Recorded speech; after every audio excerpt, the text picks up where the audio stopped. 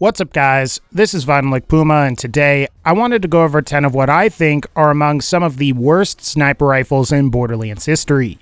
Now before we start, I've got to mention that it was really hard to pick 10 bad sniper rifles across all 3 of the main series games.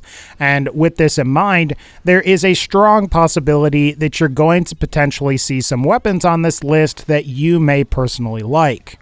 While I personally might not like some of these weapons myself, I will say that some of the entries that are lower on the list do have some redeemable qualities in my personal opinion. But without further ado, let's go ahead and get into one of the more painful entries on this list, and that's going to be the Invader sniper rifle from all 3 of the main series games. Obviously, this is going to be a fairly controversial pick. After all, many Zero players really like the Invader for its ability to gain critical ascension stacks. Plus, it's also worth mentioning that the reverse recoil of Hyperion weapons in Borderlands 2 and the pre-sequel actually allows the Invader's burst to become far more accurate, potentially making it far more lethal at longer ranges. And really, I think it's worth saying that the Invader is capable of some fairly decent DPS in the hands of a very skilled player. However, I think the biggest problem with the Invader is its high ammo consumption across all of the Borderlands games due to that 5-round burst.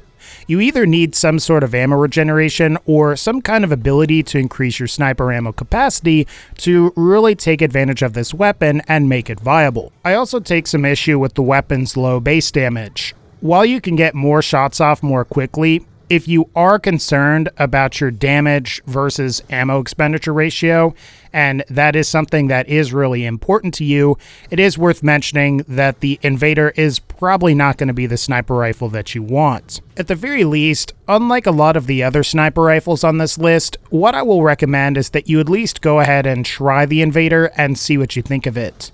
There's a pretty good chance that you could like it, or there's also a pretty good chance that you aren't a fan like me. If you want this weapon, in Borderlands 1 and the pre-sequel, it's obtained from any suitable loot source, while in Borderlands 2, it can be obtained from Saturn, located in the arid Nexus Badlands. Number 9. The Hawkeye Sniper from Borderlands 2.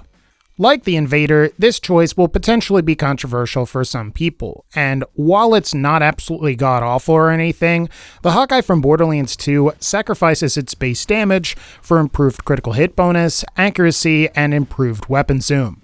At first glance, the Hawkeye's critical damage appears to be on par with, if not better than most other sniper rifles, especially once it's been paired with the B-Shield. However, once the player starts adding in other skills that boost critical hit bonus or boost base damage like Zero's critical ascension, the Hawkeye noticeably starts to come up short. In fact, I would say pretty much any other Jacobs sniper rifle will outperform the Hawkeye once the proper amount of critical ascension stacks are accrued. I also have to admit that I'm not really a fan of the fact that you have to kill Verastus on Ultimate Vault Hunter mode in order to acquire this weapon. While it makes sense with the interfacer, as that's an amazing shotgun, I don't really think the Hawkeye is on quite the same level.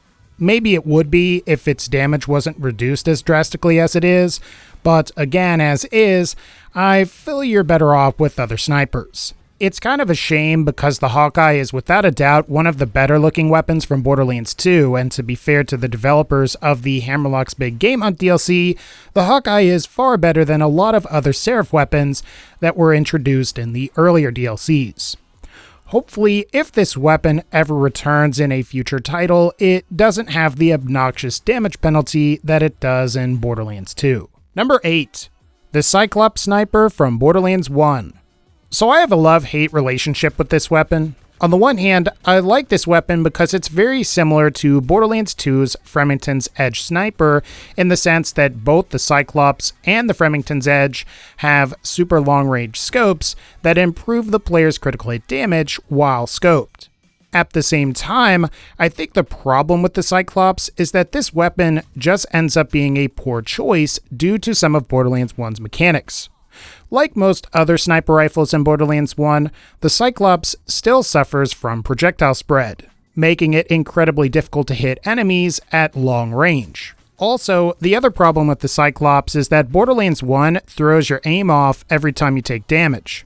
So if you're using this weapon, you can aim down scope and then get shot a couple of times, and your aim will be thrown off every time you get shot, which can be very frustrating. I also think that it's worth mentioning that the Cyclops scope can spawn on the Kyros Power Sniper Rifle, which is a sniper rifle that will emit transfusions when you deal damage with it. And really, you kind of have to ask yourself, if you can basically get the advantages of the Cyclops while also getting some healing capability, why would you ever want just a regular Cyclops? Ultimately, while I suppose this isn't the worst sniper in Borderlands 1, I do think it's fairly overrated, and if you're looking for a great sniper rifle, something like the Volcano, Skullmasher, Cobra, Penetrator, or even the Orion would be far better choices. Like most other legendary snipers from Borderlands 1 though, the Cyclops can be obtained from any suitable loot source. Number 7. White/Blue Rarity Jacob snipers from Borderlands 2 and the pre-sequel. Some of the most frustrating sniper rifles in Borderlands 2 and the pre-sequel have got to be white and blue rarity Jacob snipers.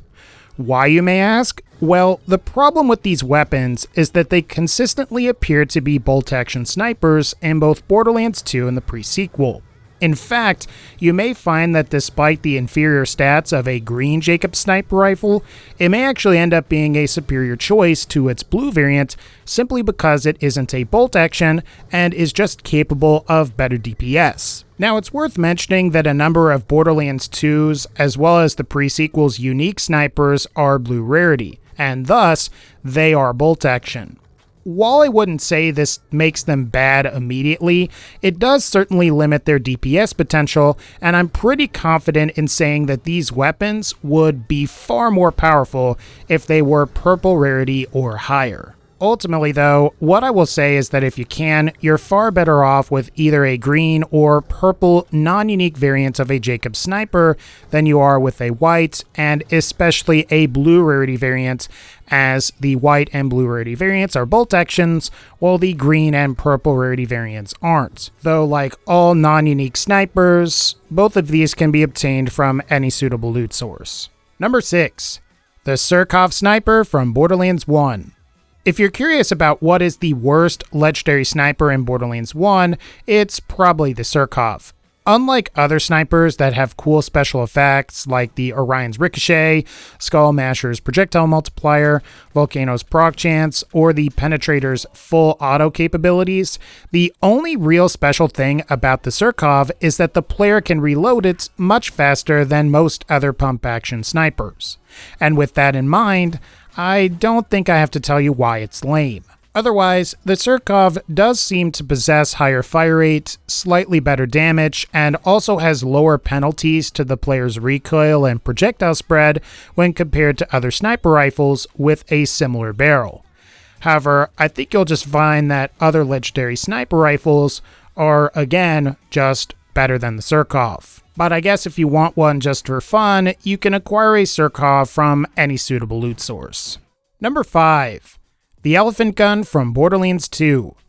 While scopeless snipers have always been relatively unpopular across all of the Borderlands games, I think Borderlands 2's version of the Elephant Gun is fairly disappointing because it exchanges high base damage for incredibly low fire rate.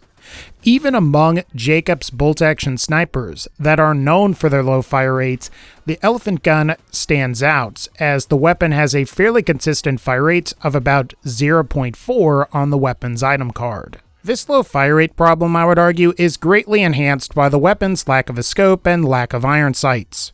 Compared to something like the Buffalo from Borderlands 2 or even the original Elephant Gun from Borderlands 1, the Borderlands 2 Elephant Gun is really difficult to aim for this reason. While it is true that some characters like Zero can receive crosshairs while aiming down sights if deception is active, other characters have to just guess fire and hope they hit their intended targets, and if they miss, they're essentially screwed. While you can make this weapon work in combat, I think you're simply going to be better off with most other snipers. Not only are other sniper rifles not restricted by the Elephant Gun's poor fire rate, but they also have access to more accessories. In particular, the elephant gun can't spawn with the ideal Skookum prefix, which further increases damage. Still, I guess if you want this gun, you can acquire it from an enemy named Arizona during or after the Egg on Your Face side quest mission in the Hammerlock's Big Game Hunt DLC. Number 4. ETech snipers from Borderlands 2. Despite their impressive power in some of the earlier playthroughs, ETech sniper rifles unfortunately end up becoming far worse towards the endgame, and I think a lot of this can be attributed to the way that they are currently balanced. In exchange for fairly impressive base damage, ETech snipers have noticeably lower critical bonus compared to other sniper rifles, and also typically consume 2 ammo per shot.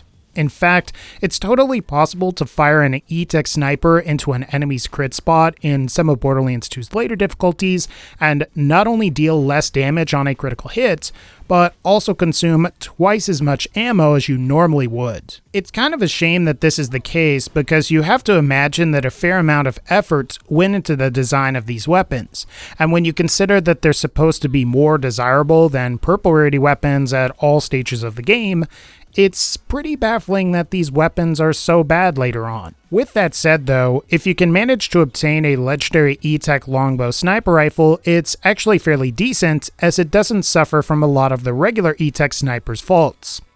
While the longbow's fire elemental exclusivity might be a turnoff for some, the weapon is quite powerful in the hands of Maya, and even Zero if you can manage to get past the weapon's lack of a scope. Otherwise, you can obtain ETech snipers at any point in the game from any suitable loot source. You may enjoy them early on, but towards endgame, they kinda suck. Number 3. The Ryder sniper from Borderlands 1. While I must admit that I like the Ryder sniper rifle, I can't deny that it's a pretty bad weapon. This can mostly be attributed to the small window in which the player can obtain this gun, as it's normally acquired by visiting the hidden basement in New Haven, while the another piece of the puzzle quest is active. Given that this quest is a story quest and the player can't reset their own playthrough in Borderlands 1, this means the highest level version of this weapon that you can receive is level 39, which is simply too low considering that the player level maxes out at level 69 with all of the DLC. While it's possible to obtain higher level versions via save editors, the best version that you can obtain legitimately is again a level 39 variant. Other aspects of the weapon that can really turn people off are the Ryder's lack of a sniper scope and its significantly reduced damage. Even if you have a save editor to enhance this weapon to maximum level, its base damage caps out at around 300 or so, which is pretty abysmal when you consider that that's more on par with a combat rifle. However, unlike a combat rifle, the Ryder is stuck with a pretty low ammo pool, making it difficult to use on a class that isn't able to regenerate sniper rifle ammo. Even still, I do have to admit that I like the weapon. It feels slightly reminiscent of Borderlands 2's Jacob's assault rifles and allows the player to seemingly fire as fast as they can pull the trigger. Plus, with the high magazine size, you may find that this weapon is fairly decent once it's properly enhanced by a save editor and if you have the proper ammo regeneration. Hopefully, some of the minor issues with this weapon can be fixed, as it might make for a decent legendary in Borderlands 3. Number 2. The Patriot sniper from Borderlands 2. The Patriot is quite possibly one of the most baffling sniper rifles in Borderlands history. It's based on the Droog, which is quite possibly one of the best sniper rifles in Borderlands history, and many unique Droog variants, like the Lyuda, the Machine, and the Long Nail, went on to be some of the best sniper rifles from their own respective games. So with these things in mind, you really have to ask yourself just what the heck happened here. Well, the Patriot is the victim of what I would consider to be questionable balance changes for the Seraph weapons that are a part of the Captain Scarlet DLC. While a lot of these weapons possess high base damage, this is balanced out by poor accuracy and slow projectile speed.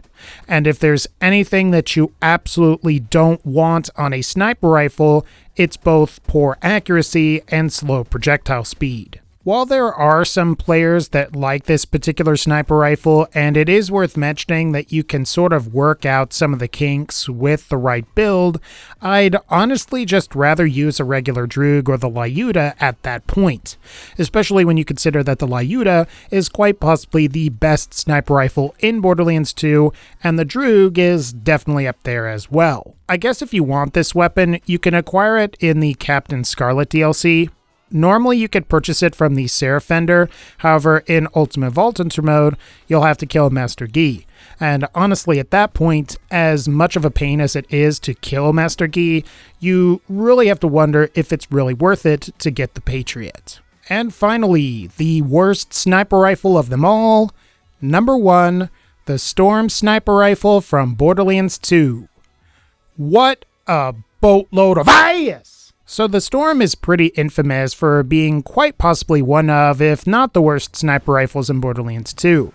Much like the Patriot introduced us to how bad Seraph weapons can be, the Storm sort of introduced us to just how bad pearlescent weapons could be. There are a variety of issues with this weapon, however I think one of the biggest is the Tesla orbs that this weapon spawns when it connects with the surface.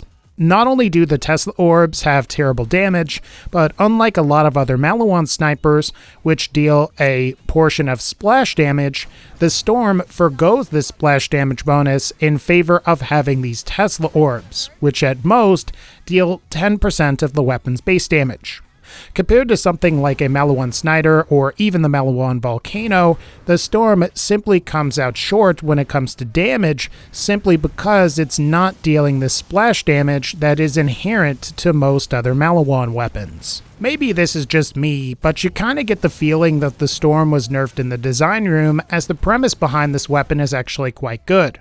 After all, imagine if you had a Storm that dealt splash damage, and then on top of that, the Tesla orbs dealt 50 to 100% of the base damage. And at that point, I would say that the Storm Sniper Rifle could be quite viable and might actually be really fun to use. I guess if you want a Storm, like all of the other Generation 1 Pearls, it's obtained by either defeating Legendary Loot Midgets, or you can defeat Oh My God What the Heck from the Destruct Peak DLC. Honestly though, as it is, you're better off just throwing it in the grinder at Overlook. Alright guys, I think that's going to pretty much wrap up this particular video. If you liked this video, feel free to leave a like, and also feel free to leave a comment with the word Weedle. And that's not to be confused with the Pokemon Weedle, but you can leave either word if you want. Otherwise guys, like this video if you liked it, click the bell to join the notification squad. Thank you all for watching, and as always, take care, and I'll see you all next time.